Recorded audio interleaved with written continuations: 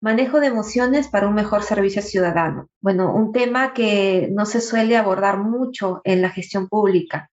Quienes tenemos ya un buen tiempo elaborando en entidades del Estado, sabemos que en el Estado se regulan muchos aspectos, el tema normativo, el tema de brindar servicios al ciudadano, últimamente estamos por gestión por resultados, pero cómo nos preparamos los gestores públicos para manejar emociones, para poder comunicarnos mejor con el ciudadano, para aprender a gestionar nuestras propias emociones en estas vinculaciones o comunicaciones que sostenemos con los ciudadanos en el día a día, pues es un espacio que tenemos que empezar a desarrollar más. Y celebro que la escuela pues dé la oportunidad de poder compartir algunas herramientas que nos ayuden a gestionar mejor nuestras emociones en el ánimo de desarrollar una mejor comunicación con los ciudadanos y también con las personas de nuestro entorno, porque si bien el motivo de esta presentación va orientado a mejorar el servicio al ciudadano, cuando desarrollamos herramientas de comunicación, las implementamos y las incorporamos en las comunicaciones con todas las personas que nos rodean, sea con la familia, con colegas en el trabajo y obviamente con el ciudadano también. Vamos a partir por un tema conceptual muy breve, simplemente para tener un punto de inicio. Cuando hablamos de emociones, ¿qué entendemos por emociones? Si vemos la palabra desde el término latino, significa emovere, quiere decir hacia afuera, lo que yo saco externamente. Es un estado afectivo que experimentamos ante un acontecimiento, ante un hecho, una situación que vivimos que genera en nosotros diversas emociones. Y estas emociones nos llevan a que tengamos una predisposición a accionar. Las emociones es lo que le da un sentido, un propósito a mi actuar. En unas diapositivas que les voy a compartir posteriormente vamos a ver cómo es que se vincula estas emociones con mi accionar, con mi corporalidad, con mi lenguaje. Aquí les comparto un pensamiento. El verdadero examen de inteligencia no es qué tanto sabemos cómo hacer algo, sino cómo nos comportamos cuando no sabemos qué hacer. Y creo que este pensamiento se puede aplicar muy bien cuando hablamos de emociones en la gestión pública, ¿no?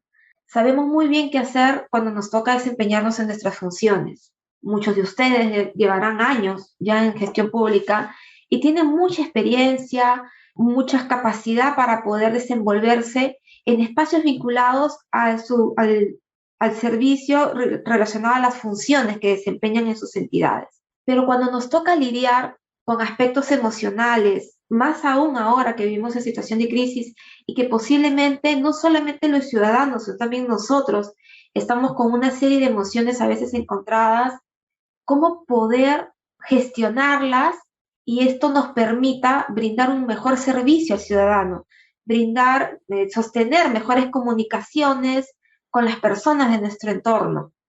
Es ahí donde se abre un espacio que muchos no conocemos cómo actuar y donde impera y empieza a desarrollarse nuestra inteligencia emocional, algo mucho más allá de la inteligencia cognitiva.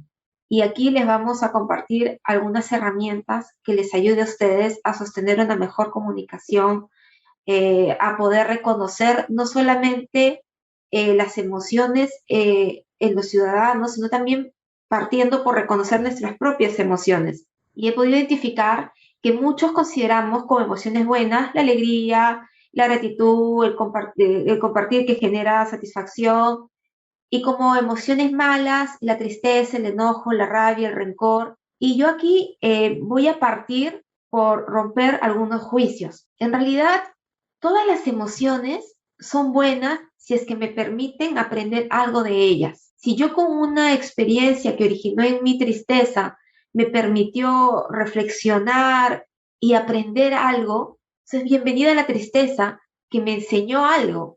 Si yo aprendo a identificar la enseñanza en la experiencia que he tenido que me ha originado alguna emoción en mí, entonces ha sido desde ese ámbito, desde esa interpretación, una emoción buena que me regaló un aprendizaje. Las emociones tienen distintas intensidades. no son planas. Por ejemplo, la emoción del miedo, que es digamos como que la base, si yo la vivo con mucha intensidad, me va a originar que yo sienta ansiedad o angustia cuando esté en mayores intensidades. Igual la tristeza, si yo la vivo con una mayor intensidad, va a ser que yo pueda sentirme deprimido o extremadamente decepcionado, triste. Como ustedes pueden ver, hay distintas intensidades, no son planas, pero sí origina en una emoción base. Yo les quiero compartir ahorita un cuadro. Hay una psicóloga chilena, Susana Bloch, que empezó a analizar las emociones, pero de un ámbito de ver cómo éstas se reflejan a través de la corporalidad de las personas. Muchas veces los psicólogos analizan las emociones desde otros ámbitos, pero no lo vinculan con los distintos espacios en los que ésta se refleja, sea el lenguaje, sea la corporalidad. Y yo quiero compartir este cuadro, esta cuadrante, porque Susana Bloch analiza las emociones en la siguiente forma. Ella dice que existen dos factores que se reflejan en la corporalidad. Por un lado, la disposición del cuerpo hacia adelante o hacia atrás te va a reflejar una determinada emoción. ¿Qué significa esto? Cuando yo siento la emoción de la rabia o la ternura, yo me acerco hacia la otra persona. En el caso de la ternura, por demostrar el sentimiento, el cariño que siento hacia la otra persona. Y en el caso de la rabia, muchas veces, a veces uno tiene deseos como de golpear, ya sea de alguna cosa, ya sea de alguna persona, y te acercas. Cuando uno está con rabia, uno no se aleja, uno se acerca a la otra persona. Y por el otro lado, tiene el alejamiento. Cuando uno vive la emoción del miedo o la tristeza, se aleja de las personas. Otro factor de la corporalidad que analiza Susana Bloch es la disposición de los músculos. Si están en tensión, si tu musculatura se pone tensa, es porque estás vinculándote con la rabia o con el miedo. Pero si por el contrario tu musculatura está mucho más relajada, estás vinculándote con la ternura y la tristeza. Como ustedes pueden ver, cada una de estas emociones se reflejan en la corporalidad. Si yo en algún momento que estoy comunicándome con un ciudadano o con algún colega, con otra persona, y siento la emoción de la rabia, se va a ver reflejado en mi corporalidad. Yo voy a tener una disposición corporal de acercarme a la otra persona y mi musculatura va a estar tensa y se ve reflejada en los músculos de mi rostro, en mis manos, en mis hombros, en toda mi corporalidad. Si yo, por lo contrario, tengo un gesto de ternura, me conecto con la emoción de la ternura, también voy a buscar acercarme a la otra persona, pero mi musculatura va a estar mucho más relajada. Y eso igualmente se refleja también en mi corporalidad. Si cuando yo me conecto con alguna otra persona, con algún ciudadano desde el miedo, se va a ver reflejada en mi alejamiento y en mi tensión corporal también, en mi musculatura. Si me conecto desde la tristeza, posiblemente esté muy relajada, pero también esté alejada. La alegría y la gratitud son como puntos equidistantes a estos cuatro puntos que menciono de tensión, alejamiento, acercamiento y relax. La alegría no es lo mismo que la gratitud. La gratitud es cuando yo siento un agradecimiento por algo que he vivido, pero lo que sí tienen en común estas dos emociones es que son equidistantes, estos cuatro factores que mencioné. Yo les invito a que hagan un recordaris cuando se han conectado desde alguna de estas emociones con algún ciudadano, cómo ha estado su corporalidad. Si es que en algún momento se han conectado con la rabia, cuando se han comunicado con un ciudadano, cómo se ha reflejado esta emoción en su corporalidad. A veces no somos conscientes que damos mensajes a través de nuestro cuerpo, que si bien ahora muchas de nuestras comunicaciones son a través de la pantalla, pero sí podemos reflejar nuestra emoción por los gestos que hacemos en la cara o también por la disposición de los hombros. Entonces, no es que no dejamos de comunicar nuestras emociones, aún estando frente a una pantalla. Y la invitación es empezar a estar más conectados. ¿Qué es lo que yo comunico con mi cuerpo cuando me conecto con una emoción o con otra? cómo vivo yo desde mi corporalidad la rabia, cómo vivo el miedo, la tristeza, la ternura, cuál de estas emociones suelo habitar más cuando estoy conectada con los ciudadanos, cuando me toca comunicarme con ellos. ¿Qué emoción habito con mayor frecuencia? ¿Cómo está reflejándose esta emoción en mis gestos de rostro, en mis hombros, en mi corporalidad, en mis manos, cuando me comunico con el ciudadano? Y también es válido empezar a mirarnos cómo estamos habitando estas emociones cuando nos comunicamos con los colegas o con las personas de nuestra familia, con nuestros amigos.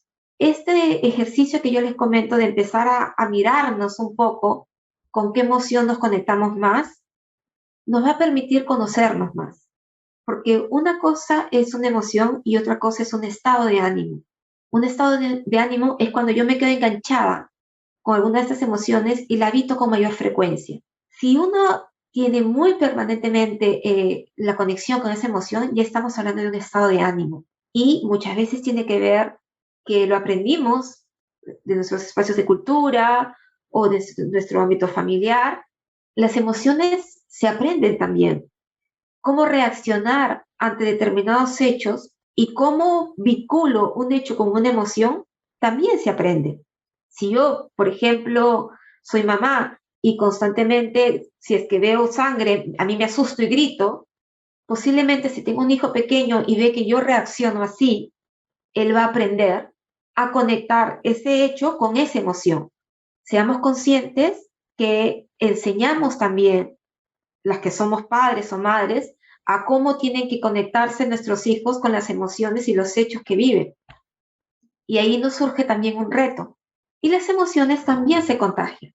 Si yo tengo a un ciudadano que estoy atendiendo y este ciudadano viene con la emoción de la rabia o con mucha cólera, es mejor siempre tener un espacio de atención un poco alejado para invitarlo a atenderlo en ese lugar, porque lo que va a pasar es que el resto de personas que estén en la cola o los otros ciudadanos que estén en su entorno posiblemente empiecen también a conectarse con esa misma emoción y al final tenemos, de lo que era una persona, tenemos a 10 personas reclamándonos, ¿no?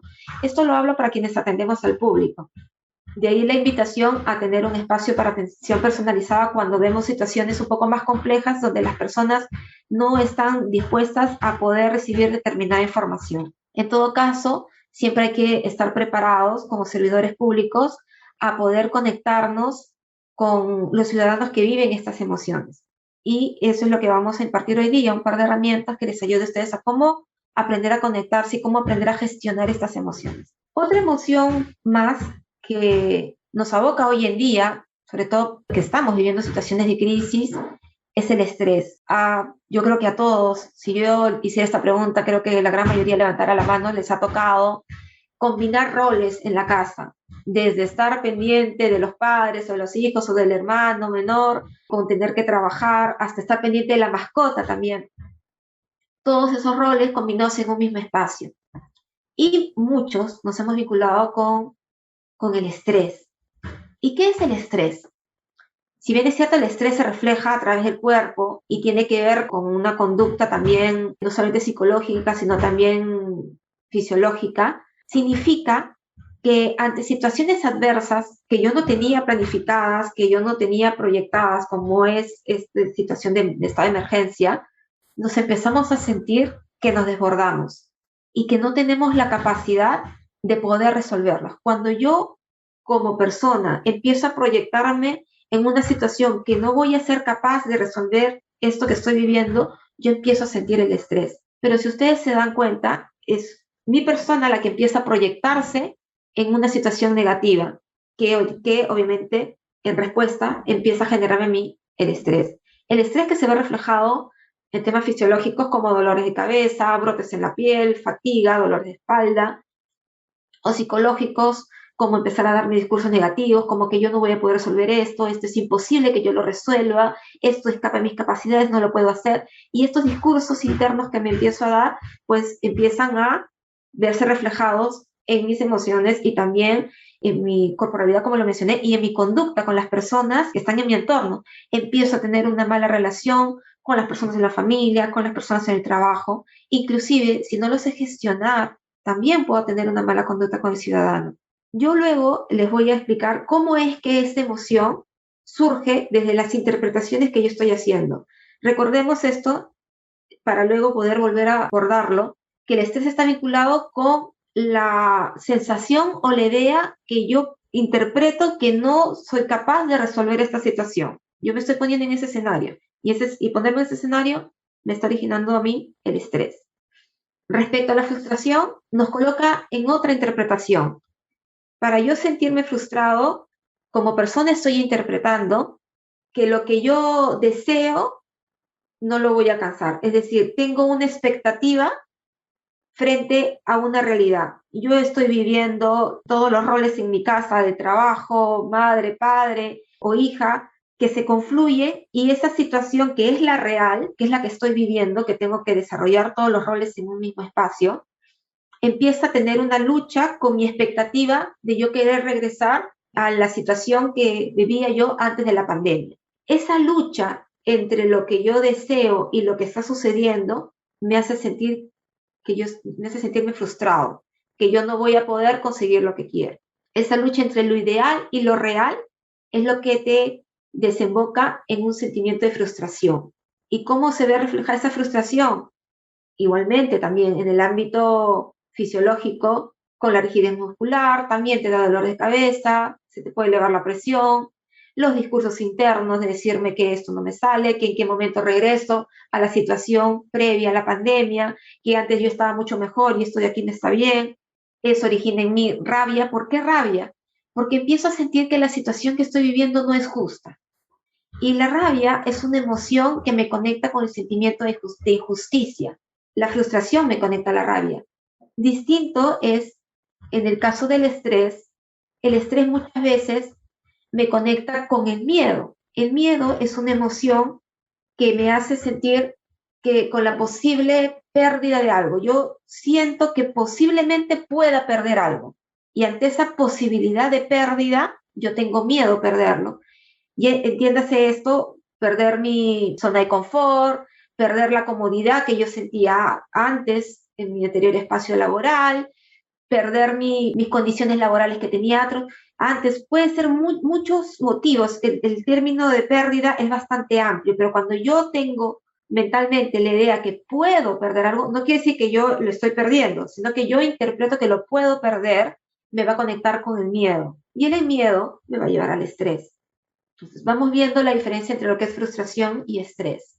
El estrés me conecta más con el miedo, con la posible pérdida de algo, con el sentir que no soy capaz de conseguir algo, y la frustración me conecta con la rabia, con el sentimiento de injusticia, con esa lucha entre lo que estoy viviendo y lo que yo deseo vivir, ¿no? Entre lo ideal y lo real. Todas estas emociones que yo acabo de mencionar están muchas de ellas dentro de las interpretaciones que yo realizo respecto de los hechos que estoy viviendo, respecto de los acontecimientos que vivo. Y aquí ustedes ven en la diapositiva como varias flechas, un solo camino y varias flechas. Imaginemos que el camino es como el acontecimiento, el hecho que estoy viviendo, y yo tengo la opción, de acuerdo a mis interpretaciones, de ir por distintos caminos. Para graficar más esto que les menciono, les presento este círculo. Cada uno de ustedes es un observador. Y como observador, cuando vive un hecho, lo interpreta de acuerdo a sus propias creencias y de acuerdo a sus propias vivencias.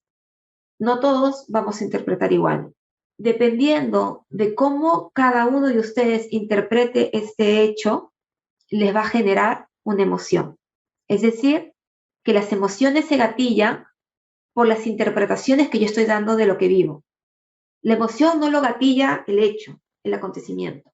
La emoción la gatilla la interpretación que yo hago de ese hecho. Les doy un ejemplo. Si yo estoy caminando en un pasadizo en mi trabajo y se cruza una persona que yo conozco y que es amiga y no me saluda, yo podría interpretar que ella está enojada conmigo, con lo cual podría sentir hasta rabia. ¿Y por qué se enoja si yo no le he hecho nada? Y la interpretación que yo haga hace que yo empiece a sentir rabia. La próxima vez yo tampoco la saludo porque ella no me saludó y es una malcriada. Imaginemos que eso es lo que yo interpreté. Y eso va a originar una serie de acciones. Pongámonos en el mismo hecho con otra interpretación. La persona no me ve, pasa al costado y yo interpreto que tiene algún problema, que no me ha visto, que está tan concentrado en su problema que por eso ni siquiera me observó y no me saludó. Y voy a sentir compasión por ella, le voy a escribir, te vi en la mañana y no me saludaste, todo está bien, te ha pasado algo, y eso dará origen a que me explique qué es lo que lo originó. Tal vez a lo mejor no llevaba ese día sus lentes de contacto y por eso no me vio, pero la interpretación que ustedes pueden ver en las dos situaciones, en una, yo siento que me conecto con la rabia porque interpreté que no me saludó y es una malcriada, y en la otra situación interpreto que tiene algún problema y me acerco y siento compasión y me conecto con ella. Posiblemente está triste y le pregunto qué le pasa. Si ustedes se dan cuenta, es el mismo hecho, pero que yo, dependiendo como yo lo interprete, va a originar en mí una emoción y en consecuencia, debido a la emoción que siento, voy a accionar de una forma determinada. Y el accionar va a originar en la otra persona una reacción. Como ustedes pueden ver este círculo, todo parte desde el observador que yo soy. Pasamos por la interpretación del hecho que estoy viviendo. Esa interpretación genera, gatilla una emoción en mí que se ve reflejada en una acción y que luego esa acción se refleja en el mundo exterior, sea con otra persona o sea inclusive hasta conmigo misma. Yo puedo cambiar el hecho, yo puedo cambiar que esa persona vuelva a pasar y me salude, yo puedo cambiar esa situación que ya viví, el hecho ya no lo puedo cambiar, pero podré cambiar mis interpretaciones, podré cambiar mis creencias. Eso sí lo puedo hacer, eso sí está en el ámbito de mi accionar. Yo sí puedo empezar a trabajar en mis interpretaciones, yo sí puedo empezar a trabajar en las creencias que regulan mis interpretaciones. ¿Y puedo cambiar mis emociones? Sí, sí puedo cambiar mis emociones porque puedo cambiar mis interpretaciones. ¿Y por qué menciono aquí el término creencias? Porque muchas interpretaciones que solemos hacer pueden ser también aprendidas. Aprendidas de nuestro ámbito familiar, aprendidas de nuestra cultura como país.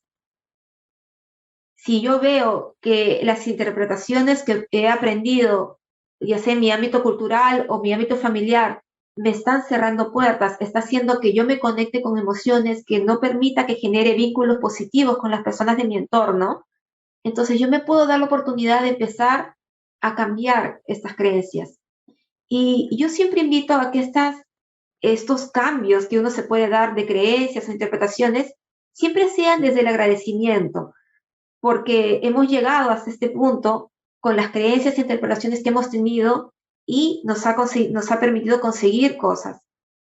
Se agradecen aquellas interpretaciones y creencias que nos han acompañado hasta ahora, pero ya es momento de empezar a generar unas nuevas, que nos empiecen a abrir otro tipo de puertas, otro tipo de vinculaciones de las personas de nuestro entorno. Y en ese entorno están los ciudadanos, con quienes nos conectamos en el día a día.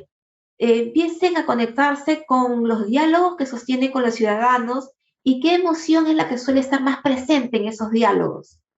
Bueno, mírenlo un poquito. Hoy en la noche, en algún momento, conéctense con esas conversaciones que suelen sostener, por qué están presentes esas emociones con mayor frecuencia.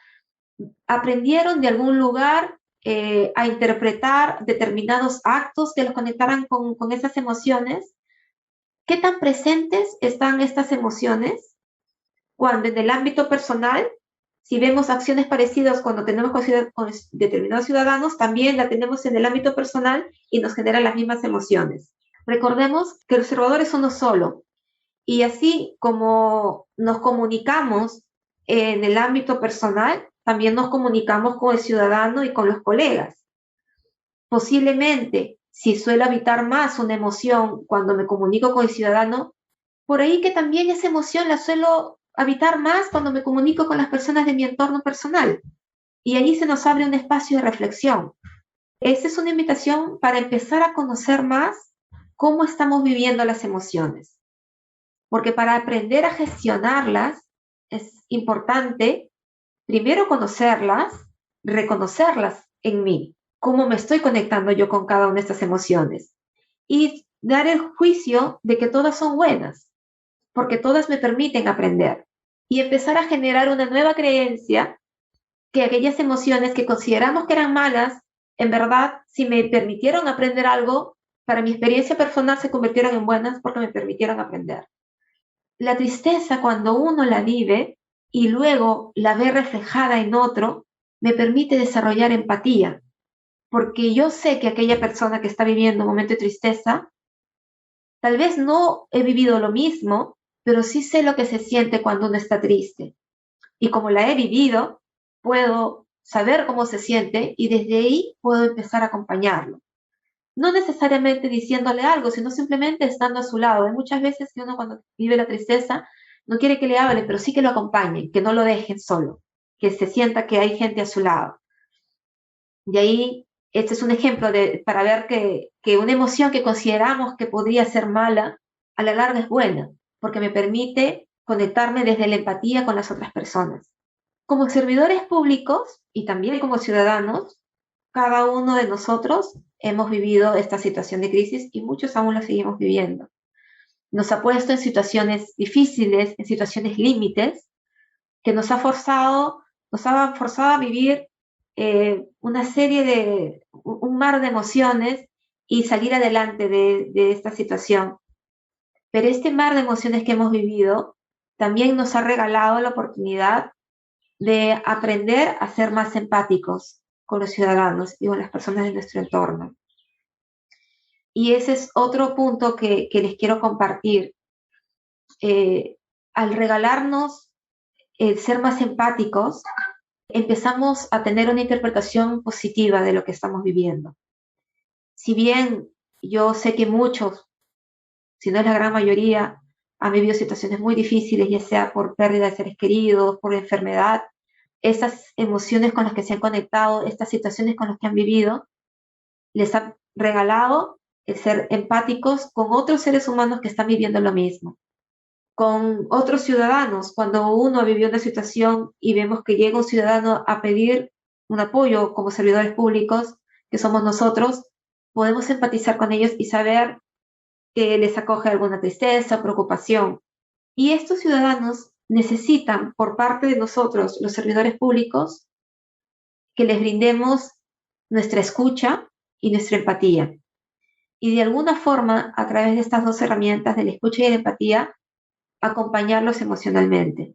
Y para poder conocer un poquito más en qué consiste esta escucha y empatía, que son estos primeros auxilios psicológicos, digamos, o herramientas que podemos empezar a desarrollar para dar contención emocional a los ciudadanos, yo les voy a empezar compartiendo qué entendemos por escucha. Yo creo que la gran mayoría ya conoce que escuchar no es lo mismo que oír. Muchos me dicen, oír es el gesto de oír un sonido, de oír un ruido, pero escuchar es entender qué es lo que la otra persona me está diciendo. Y en efecto, escuchar es entender el mensaje de la otra persona.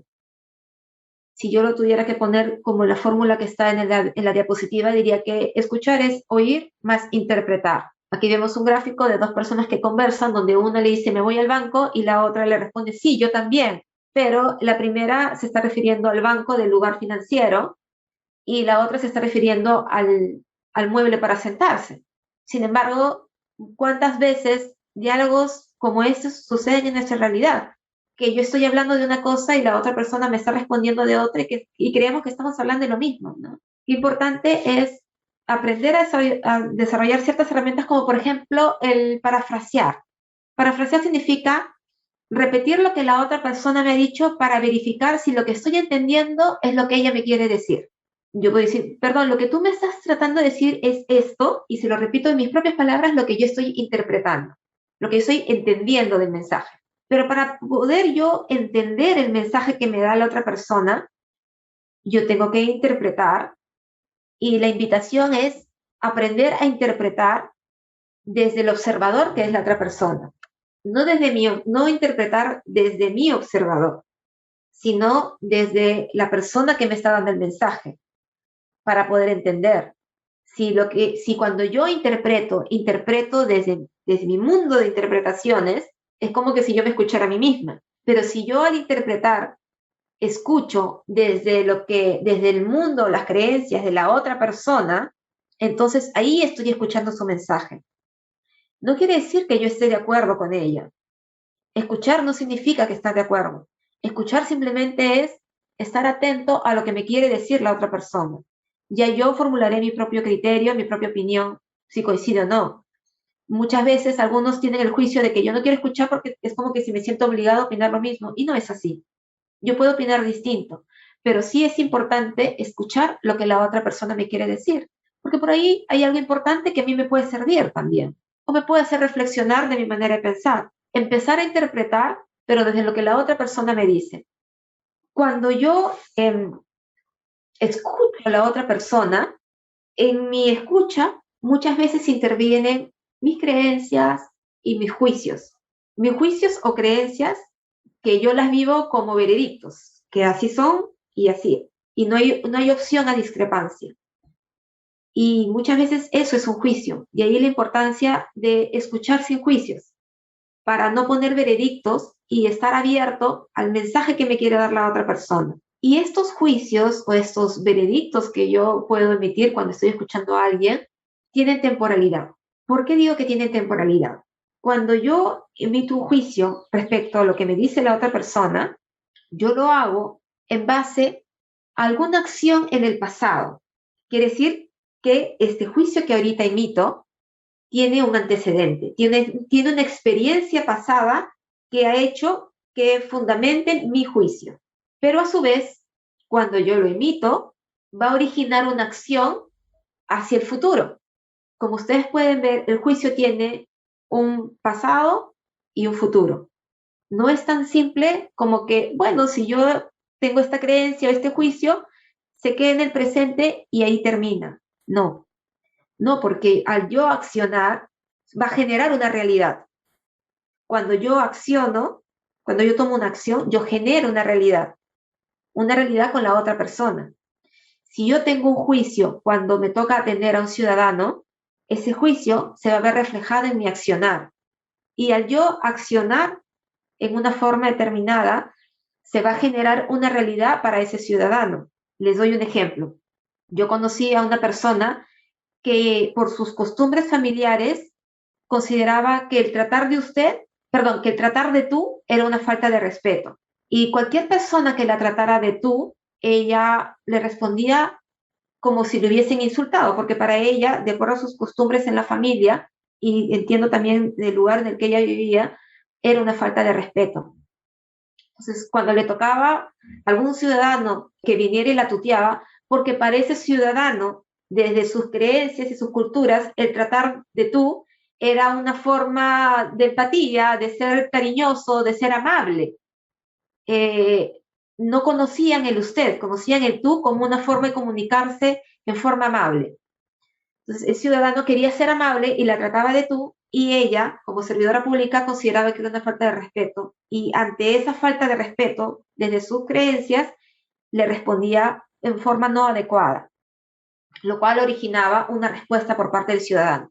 Ese es un ejemplo de un juicio, de una creencia. Estar abierto a escuchar el mensaje de la otra persona es, por ejemplo, entender que este ciudadano que venía a tratarme de tú es porque tenía esa costumbre y era más bien un reflejo de su empatía, de su cariño con el que vivían en su región en la que ellos se desenvolvían. Es bueno estar abiertos a las distintas formas de comunicación que puedan tener las personas y a las distintas interpretaciones que puedan tener cada una de las personas. Ante un hecho, hay tantas interpretaciones de ese hecho como personas estén involucradas en este, porque cada una de las personas que estén vinculadas a ese hecho va a tener su propia interpretación. Entonces, sería una utopía pensar que todas aquellas personas involucradas van a pensar lo mismo que yo. Sí pueden haber coincidencias, pueden haber similitudes, pero es una invitación a mantenerse desde la apertura para poder estar abiertos a todos los diálogos que podríamos sostener con los ciudadanos que nos toque servir, con los colegas con los que tenemos que trabajar, inclusive con las mismas personas de nuestro ámbito familiar. Ustedes pueden ver que a veces existe la frase que podemos ser una misma familia, pero no todos pensamos igual. Hay aspectos que también, digamos, aspectos físicos y de personalidad o de interpretaciones que limitan, que son como barreras de comunicación. Cuando yo pongo en duda la legitimidad de otra persona, considerando que mis juicios o mis creencias no tienen lugar a discrepancia, yo empiezo a poner en duda la legitimidad del otro. Y cuando yo empiezo a poner en duda la legitimidad de la otra persona, yo dejé de escuchar a la otra persona. Otra barrera es si me considero superior a los otros. A veces, quienes llevamos años en la gestión pública, manejamos muy bien la información, sabemos desenvolvernos muy bien en estos espacios, porque bueno, lo conocemos, conocemos las normas, conocemos el modo operandi, y de alguna forma podemos pecar a veces de creer que tenemos mayor información o estamos en un nivel un poco superior a aquel ciudadano que viene y no conoce nada de la situación que le toca resolver. Seamos un poco más abiertos y pongámonos en un espacio de apertura para con estos ciudadanos que vienen hacia nosotros como servidores públicos a pedirnos apoyo. Pensar que tenemos un acceso privilegiado a la verdad o la justicia tiene mucho que ver también con los juicios que a veces tenemos. El presumir que nuestra particular manera de ser es la mejor va en esa misma línea. Como se dan cuenta, todas estas características que voy mencionando o pensamientos constituyen una barrera en la comunicación. No me va a permitir que yo pueda escuchar el mensaje que la otra persona me quiere dar. Es importante tener presente que nosotros somos un particular observador y así como nosotros pueden haber muchas interpretaciones, infinitas posibilidades de observación frente a un mismo hecho. Existen también barreras emocionales que yo puedo como si hace un momento, yo puedo sentir alguna determinada emoción por una interpretación que yo doy de la acción que tiene el ciudadano al comunicarse conmigo.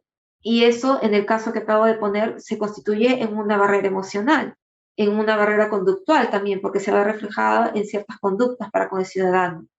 La invitación es empezar a reflexionar si es que alguna de estos aspectos están presentes en mí, que tal vez lo puedo haber aprendido también, o tal vez no me he dado cuenta, que es natural.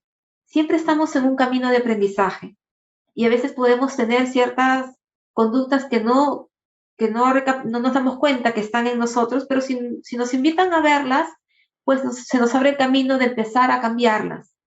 Como mencioné, el vivir todas estas emociones nos dan la oportunidad de ser más empáticos, no solo con los ciudadanos, sino con todas las personas de nuestro entorno. Y aquí quiero resaltar qué entendemos por empatía. Empatía es comprender, captar la emoción que está viviendo la otra persona, entenderla, porque yo también la puedo haber vivido, pero no necesariamente significa que yo la tenga que vivir.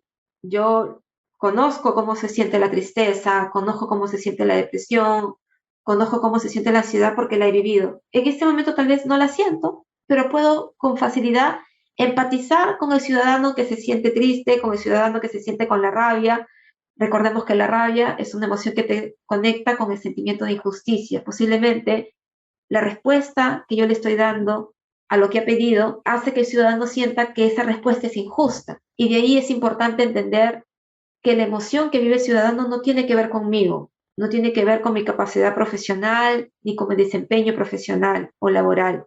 Tiene que ver que él tenía una expectativa distinta, que él esperaba una respuesta distinta de la entidad del Estado y que yo lamentablemente le tengo que dar esa respuesta que él no esperaba, que va a hacer que él se sienta que esa situación es injusta y al sentirse esa situación injusta se va a conectar con la rabia y posiblemente va a responder mal. Ahí yo tengo que empatizar con el ciudadano y primero validarle su emoción. Por ejemplo, yo puedo decir, entiendo señor que esta respuesta no es la que usted esperaba, lamento que no sea esto, pero sí explicarle en forma asertiva por qué motivos es que se ha resuelto de esta forma determinada. Y luego vamos a ver en qué consiste la asertividad. Empatizar no significa que yo tenga que decirle algo bonito para que él se ponga alegre, no. Empatizar es saber que él está sintiéndose con rabia o con tristeza y respetando esa emoción, ver cómo le doy el mensaje en la forma más adecuada. respetando esa emoción, siendo empático. En una situación de crisis, muchos ciudadanos vienen con emociones bastante en niveles altos, ¿no? Con la angustia, con la ansiedad o extremadamente tristes. Es importante que nosotros como gestores públicos estemos alertas a ver con qué emociones vienen para poder acompañarles y para poder estar en sintonía en el diálogo que sostengamos con ellos. Cuando yo como servidor público soy empático, me permite obtener beneficios conmigo mismo y también para con el ciudadano. Desde el ámbito personal, me permite tener una mayor autoestima porque siento que estoy siendo un buen servidor público, porque siento que estoy sirviendo a otra persona. Cuando a alguno de ustedes les ha tocado hacer alguna obra de ayuda social o de caridad o ayudar a una persona, conéctese con ese momento y diga con qué emoción se conectaron. Uno se siente bien, uno se siente útil, uno se siente que trasciende cuando ayuda a otra persona. Es lo mismo con la empatía. Si yo soy empático con el ciudadano y en el marco de esa empatía sostengo una comunicación asertiva con él, esto va a redundar en mi autoestima y también va a permitir que como servidor público me describa como una persona respetable y respetuosa, que legitimo al otro, que soy abierta a su punto de pensar, que puede ser que no esté de acuerdo, que puede ser que desde mi punto de vista no tenga razón, pero lo escucho y por ahí que tal vez algún argumento podría ser válido. Se desarrolla una sintonía emocional entre el ciudadano y el servidor público, en virtud de una escucha abierta, empática y de una asertividad en el mensaje. Y el tener empatía con el ciudadano también me permite estimular mi aprendizaje. Como dije hace un momento, por ahí que puede ser que él o ella tenga algún argumento interesante que a mí me permita aprender y ver algo que yo no había visto. Y a su vez me permite ser objetivo, porque ya no me pongo en mi posición cerrada, en mis juicios y creencias, sino que soy objetivo a escuchar a la otra persona. Esta empatía que origina todas estas emociones en mí, de autoestima, de sentirme respetuoso, respetable, va a ser en el ciudadano que el ciudadano se siente escuchado, que se incremente la confianza entre el ciudadano para con el Estado y que se genere un ambiente de comunidad, de apoyo. Este ambiente de comunidad de apoyo va a permitir que se faciliten aquellos problemas que puedan surgir entre el ciudadano y el funcionario y el servidor público si es que no están de acuerdo con alguna respuesta que se tenga que dar o si desea impugnar aquella decisión que se tiene que dar. Como ustedes ven, hay beneficios cuando uno actúa desde la empatía. Inclusive se podría trasladar esto también al ámbito personal. Yo siempre busco tocar el ámbito personal porque cuando hablamos de herramientas de comunicación o de gestión emocional, no se puede separar, somos una sola persona, que si yo lo aprendo a aplicar en el ámbito personal, va a salir en el ámbito laboral también. No es que yo lo aplico solo en el ámbito laboral y en el ámbito personal no. Cuando uno los empieza a aplicar como persona, los aplica en todos los roles en los que se desempeña, personal o laboral. Y eso obviamente contribuye a tener un mejor entorno como país, como ciudadanía.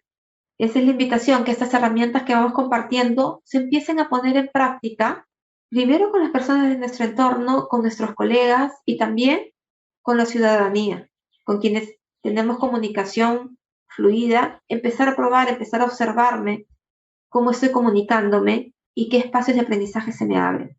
Yo he hablado de una comunicación asertiva y aquí les quiero presentar un cuadrito que he diseñado, un gráfico, en qué consiste esa asertividad.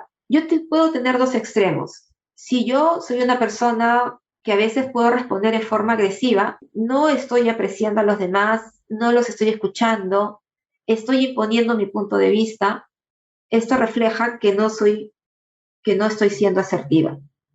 Pero puedo estar también en el otro extremo, en el que soy sumamente pasiva, como no quiero llevarme mal con nadie, como no quiero tener problemas, tampoco digo lo que pienso y busco agradar a los demás y busco ser complaciente.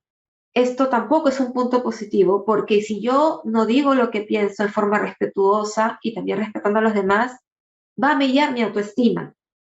Es como que si mi punto de vista no tuviera un valor o no pudiera ser escuchado por el resto. Y tan importante es escuchar al resto como también yo decir lo que pienso. Lo que se tiene que tener en consideración es el cómo lo digo. Y el cómo lo digo es respetando a los demás y respetando el punto de vista de los demás. Y en eso consiste en ser asertivo, en escuchar a los demás, en expresar mi punto de vista en forma clara y honesta, pero siendo consciente que cada persona puede tener una mirada diferente, una opinión diferente, que lo que yo opine no necesariamente va a ser el único punto de vista, porque si no, eso nos pondría en la agresividad, en querer imponer nuestro punto de vista. Entonces ya hemos visto que ambos extremos no son buenos, que el punto medio es lo que me permite desarrollar una comunicación asertiva. Bueno, quería agradecerles el tiempo que me han regalado. Muchas gracias. Gobierno del Perú. Bicentenario del Perú, 2021.